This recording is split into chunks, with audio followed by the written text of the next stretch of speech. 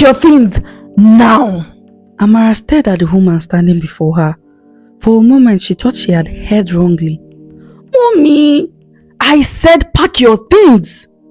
Amara's fingers tightened around the strap of her school bag. Behind her stepmother was her twin sisters, who stood silently at the entrance of the living room. Neither of them looked at her. The house was unusually quiet. Their large cream-colored living room, normally filled with music from the television or from the sound of the twins arguing over something insignificant, suddenly felt cold. Amara swallowed. But Daddy said I could go. Her stepmother's expression hardened. Your father is not here. He already paid for everything. And I said you are not going. It was the final school trip before the graduation. Almost everyone in Amara's class would be there, but it had stopped being about the trip months ago. Amara looked at the woman she called mommy for as long as she could remember. The same woman who had taught her how to tie her shoelaces. The same woman who sat beside her hospital bed when she had malaria at 8 years old.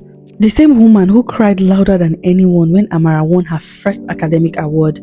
Now, that woman looked at her as though she was an unwanted visitor in her own home. Mommy, what did I do to you? For just 1 second, something shifted in the woman's face. Then it disappeared. You have 30 minutes.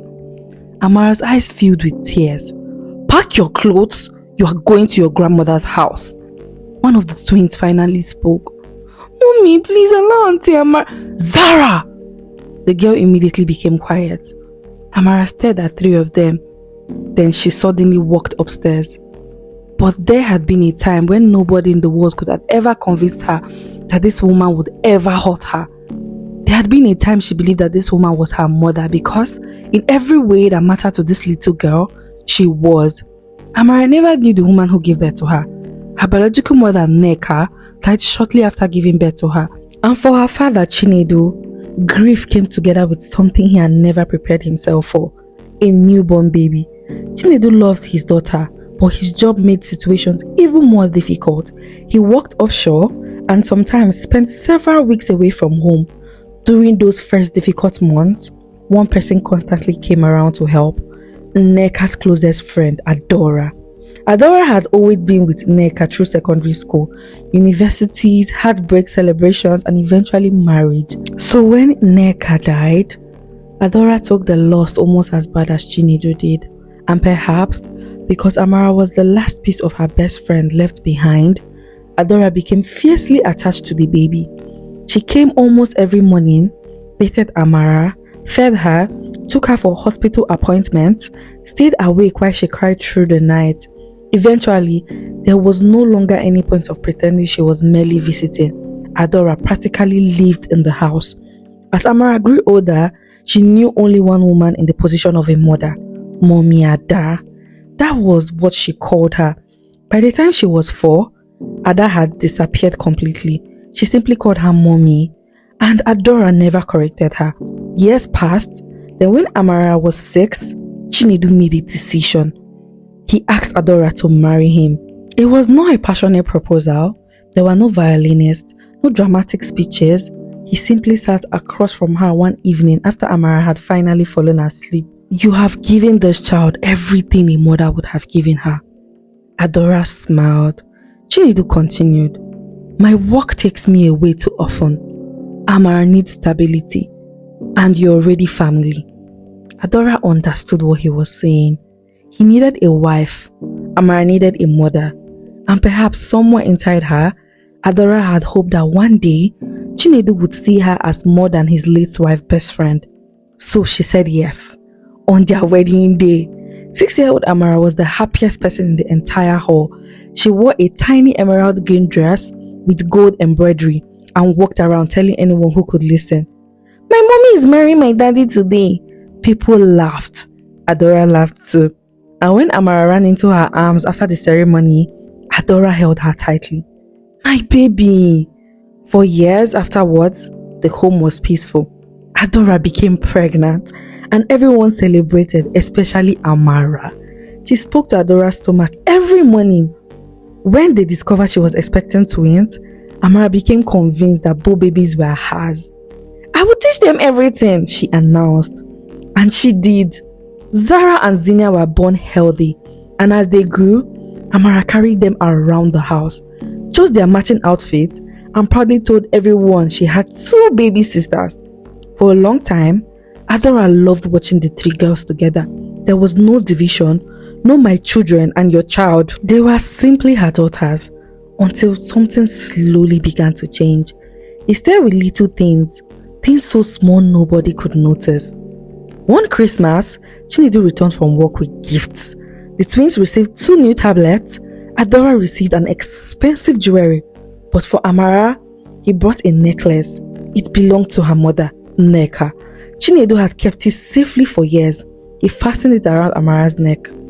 "You look just like her," he whispered. Amara smiled. Across the room, Adaora also smiled, but something uncomfortable moved inside her chest. She immediately hated herself for feeling it. This was Nneka's daughter. Nneka had been her best friend, but it wasn't the last time. As Amara grew older, her resemblance with her mother became impossible to ignore. At weddings, relatives would stare at her. "This girl with Nneka is that copy." At family gatherings, "Chinedu, sometimes when she enters the room, I think I am seeing your late wife." People meant no harm. Amara enjoyed hearing stories about her mother, the one she never knew, and Adaora usually smiled along. But each moment, something completely felt off inside her. A tiny wound. Because Adaora had spent years trying not to acknowledge one painful truth. Chinedu never loved her. Not the way he loved Nneka. He respected her, he cared for her, he provided for her, but somewhere deep inside Adora's mind, she knew why he had married her. Amara. And the older Amara became, the more she reminded Adaora of the woman whose place she has entered but could never truly occupy. Still, Adaora fought those feelings until one afternoon. Chinedu had returned offshore and left some documents in his home office. Adaora went inside looking for details of an insurance policy. Instead, she found a file with Amara's name on it. She opened it. Inside were documents concerning one of Chinedu's most valuable properties, the family's first house, a large property in Lagos which had appreciated significantly over the years. It had originally been purchased while Nneka was still alive. Chinedu had transferred ownership into a trust fund for Amara. Adaora read through the document twice, then 3 times. There were other investments allocated to all 3 daughters, but that particular property belonged solely to Amara. Adaora sat frozen behind the desk. She thought about Zara and Zina, her children. She thought about the years she had spent raising Amara. She thought about the nights she had sacrificed, the opportunities she had turned down, the life she had built around Chinedu and his daughter. And then suddenly, an ugly thought entered her mind. So after everything I did, his dead wife's daughter will still come first? Then she closed the file. But she couldn't close the thought. From that day, Adaora began noticing little things she had ignored before. Whenever Chinedu came home, Amara was the first person to run downstairs. "Daddy!" He would embrace her. Whenever Amara needed money for school, Chinedu sent it immediately. Whenever Adaora complained about her behavior, he sometimes laughed. "Ada, she is just a teenager." And through every harmless interaction, it began to look different through Adora's growing resentment. Soon, the small changes began. When the twins received new clothes, Amara was told she already had enough. When Amara wanted to attend a birthday party, Adaora refused. When Zara broke a glass vase and blamed it on Amara, Adaora punished Amara without even listening. The first few times, Amara was confused. Then she became careful. She began measuring every word before speaking. Whenever her father was home, Adaora became the old Adaora again, warm, smiling and concerned. "Amara, have you eaten? Amara, how was school?" And because Chinedu spent most of his time away, he never sought to understand enough what was happening. One evening, Amara tried telling him, "Daddy, I think Mommy doesn't like me anymore." Chinedu stared at her. "What kind of thinking is that?" "I'm serious. This woman raised you from when you were a baby." "I know. She sacrificed a lot for you, Amara. Teenagers and parents disagree. That doesn't mean she hates you. Amara lowered her eyes. Okay, Daddy. She never mentioned it again. And Adora's resentment grew even stronger. Then something happened that finally brought everything to the surface. Amara was 17 when her school announced an international academic program. Only a few students were selected. Amara was one of them. When she called her father, he was ecstatic. He paid immediately. That evening, Amara excitedly told her sisters. Zara hugged her, Zina screamed, but Adaora remained quiet. Later that night, she called Amara into her room. You are not going anywhere. Amara laughed nervously. Mommy, I said you are not traveling. But daddy already, every time, daddy. Amara froze. Adaora herself seemed shocked at how loudly she had spoken. But after years of building resentment, something finally broke. You think your father gives you everything when you ask for, right? And nobody can tell you anything. But mommy, I didn't say that. You walk around this house like everything belongs to you. Amara stared at her. Mommy, what are you talking about? Adaora laughed bitterly. Of course you don't know. Then she stopped herself. Amara walked away confused. 2 days later, Chinedu returned offshore unexpectedly. He entered the house to find Amara's suitcase behind the staircase. Who is traveling? Nobody answered. Then Amara came downstairs. Her eyes were swollen. Daddy, what happened? Before Adaora could speak, Zara did. Mommy wants Amara to leave. The room went silent. Chinedu turned slowly towards his wife. What? Adaora folded her arms. This girl is becoming disrespectful. Then we correct her. Why is her suitcase downstairs? Adaora looked at Amara, and suddenly the years of resentment came rushing out. So maybe she should go and stay somewhere where she can be the only person important. Adaora! No! Let me speak! Her voice cracked. I raised her! I gave up years of my life for her. I became the mother she had never had.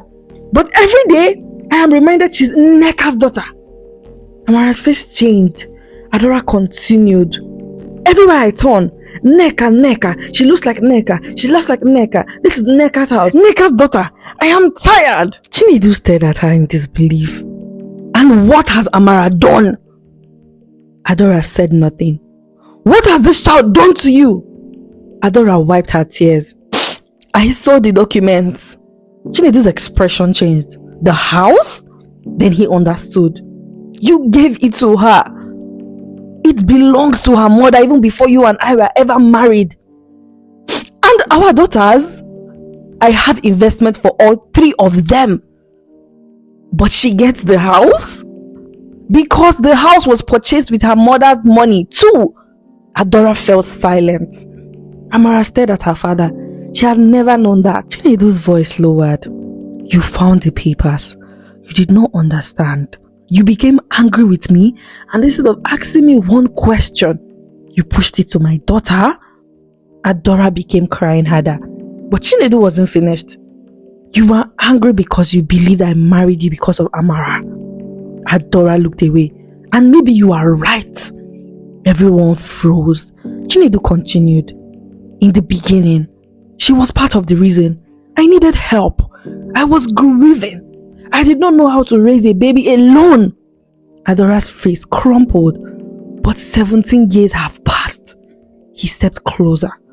If after all these years you still believed you are just Nneka's replacement, then I failed you as a husband. Adaora looked up.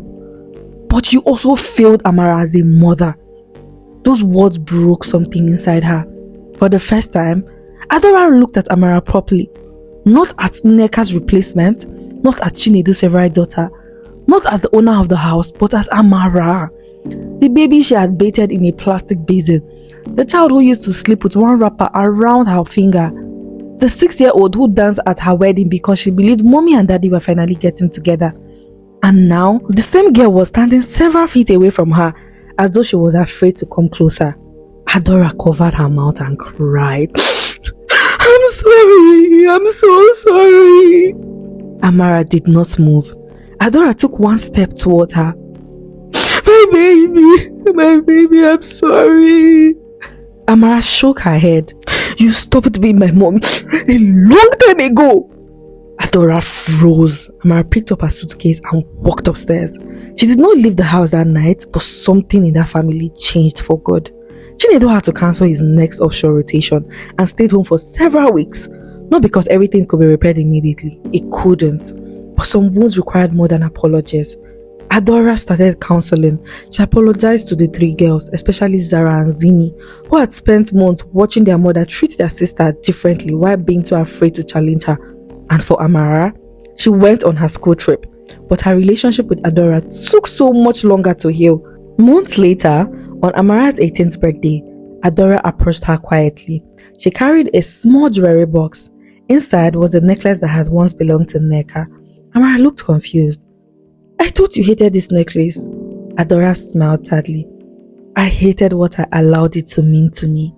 She fastened it around Amara's neck. You look just like your mother. Amara's body stiffened.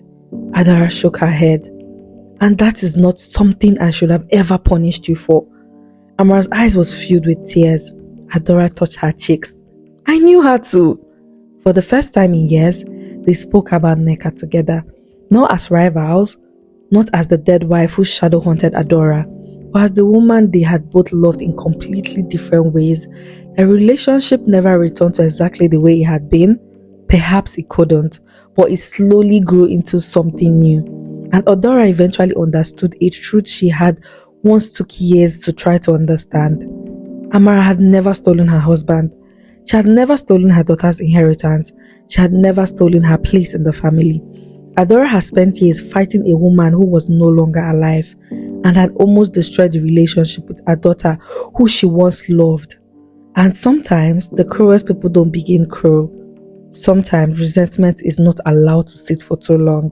One day, it would start speaking for itself. Come catch us in the next video. Bye!